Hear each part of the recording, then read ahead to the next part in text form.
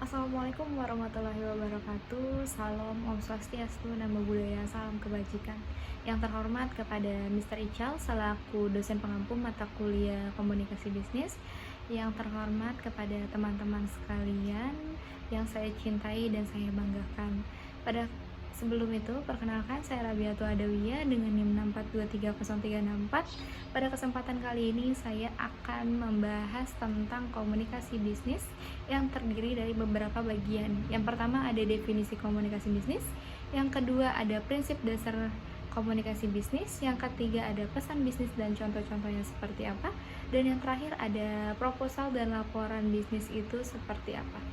Maka dari itu cukup sekian perkenalan dari saya. Izinkan saya untuk membahasnya lebih lanjut. Nah, yang pertama di sini ada definisi komunikasi bisnis. Untuk komunikasi bisnis ini adalah sebuah proses penyampaian ide, gagasan maupun pesan yang dilakukan dalam dunia kerja untuk mencapai tujuan tertentu, seperti menjalin kerjasama, lalu ada memberikan informasi atau pengambilan keputusan. Contohnya, saya bekerja di kantor sebagai admin yang dimana tugasnya ini menyampaikan laporan penjualan harian kepada pimpinan melalui email maupun WhatsApp. Nah, tujuannya ini agar atasan tahu perkembangan penjualan dan bisa mengambil keputusan seperti apa dengan cepat, seperti itu. Nah, itu adalah termasuk salah satu komunikasi bisnis karena terjadi di dalam konteks pekerjaan dan memiliki tujuan yang jelas. Lalu, dalam dunia kerja, komunikasi bisnis bisa terjadi secara lisan maupun tulisan. Untuk lisan ini biasanya kita mengikuti rapat yang diadakan oleh atasan, lalu melakukan panggilan telepon dengan customer, dan juga berbicara dengan rekan kerja. Lalu kalau untuk tulisan ini biasanya kita menerima email dari rekan kerja maupun customer, dan juga ada lewat melalui WhatsApp dan juga laporan kerja seperti itu. Dan yang kedua ini ada prinsip dasar komunikasi bisnis.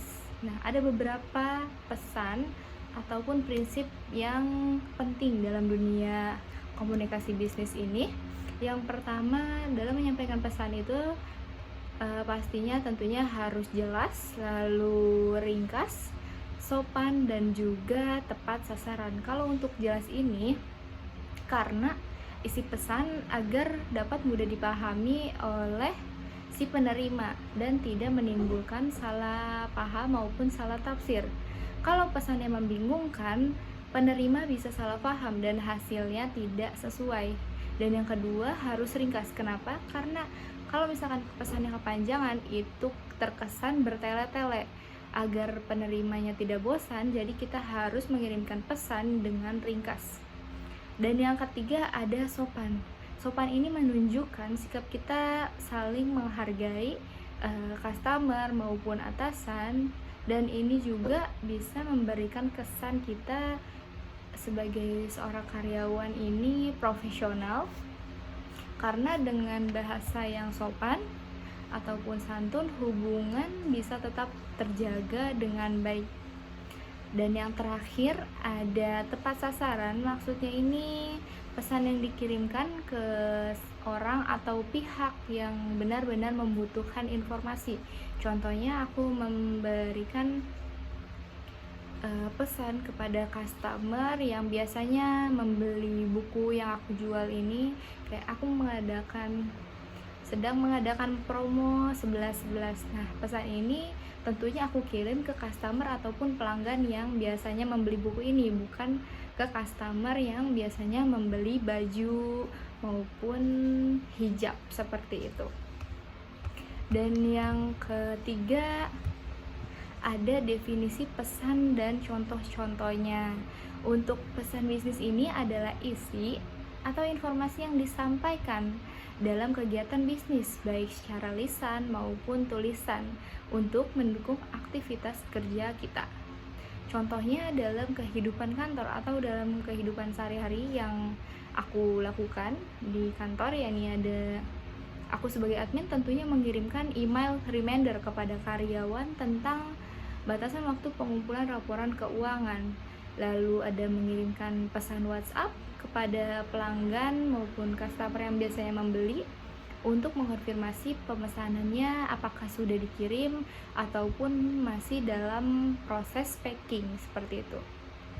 Dan yang terakhir ada membuat surat penawaran kerjasama kepada perusahaan lain. Biasanya kalau penawaran kerjasama ini kita kerjasama dengan, contoh aku di perusahaan buku, tentunya aku melakukan pekerjaan ini dengan influencer-influencer yang suka memberikan motivasi tentang mereka yang suka membaca buku kayak gitu. Jadi aku melakukan kerjasama dengan influencer-influencer yang suka membaca buku. Lalu dalam dunia kerja ini pesan bisnis yang baik harus singkat, tentunya singkat, ringkas, jelas, sopan, dan juga tepat sasaran. Dan juga habis itu memiliki tujuan yang spesifik. Misalnya aku kasih contoh seperti, selamat pagi Bu, berikut saya kirimkan laporan penjualan bulan Oktober, mohon dicek kembali dan bila ada yang perlu direvisi saya siap memperbaikinya, terima kasih. Nah, itu adalah contoh pesan yang sopan, profesional, dan menunjukkan tanggung jawab kita sebagai seorang karyawan, seperti itu. Dan yang terakhir ada proposal dan laporan bisnis. Ini perbedaannya seperti apa? Untuk proposal bisnis ini adalah dokumen yang berisi rencana kegiatan atau proyek yang akan diajukan agar mendapatkan persetujuan dan dukungan, seperti itu. Misalnya aku sebagai seorang admin ini membuat proposal pengajuan anggaran promosi online untuk meningkatkan penjualan produk hijab ataupun produk buku yang aku jual ini agar peringkat pembelinya ini semakin menaik, seperti itu. Terus juga di situ tentunya di dalam proposal dijelaskan bahwa tujuannya untuk apa, lalu perkiraan biayanya seperti apa, kayak seperti BEP-nya, dan juga manfaat yang diharapkan nantinya seperti apa. Dan sedangkan untuk laporan bisnis ini adalah hasil atau catatan dari kegiatan yang sudah dilakukan. Contoh, aku nih seorang admin membuat laporan bulanan yang berisi data penjualan, lalu ada stok barang, dan juga kendala yang dihadapi. Laporan ini membantu pimpinan menilai seberapa jauh kinerja kita dan target kita ini yang telah dikerjakan seperti apa. Apakah targetnya sudah tercapai dan langkah apa yang harus dilakukan oleh atasan agar kinerja aku ini semakin meningkat, seperti itu. Nah, kedua hal ini seperti proposal dan laporan bisnis ini sangat penting. Kenapa? Karena pada dasarnya untuk pengambilan keputusan di perusahaan, dan ini sangat berguna digunakan pada perusahaan, seperti itu. Jadi dari penjelasan tadi dapat kita simpulkan bahwa komunikasi bisnis dan pesan yang penting dalam kelancaran aktivitas kerja, baik melalui pesan, laporan, maupun proposal, semuanya harus disampaikan dengan cara yang jelas, sopan, ringkas, baik, dan juga profesional agar tujuannya organisasi bisa tercapai dengan baik. Mungkin itu saja yang dapat saya jelaskan pada proyek PBL ini, mata kuliah komunikasi dan bisnis. Kurang lebihnya mohon maaf. Wassalamualaikum warahmatullahi wabarakatuh.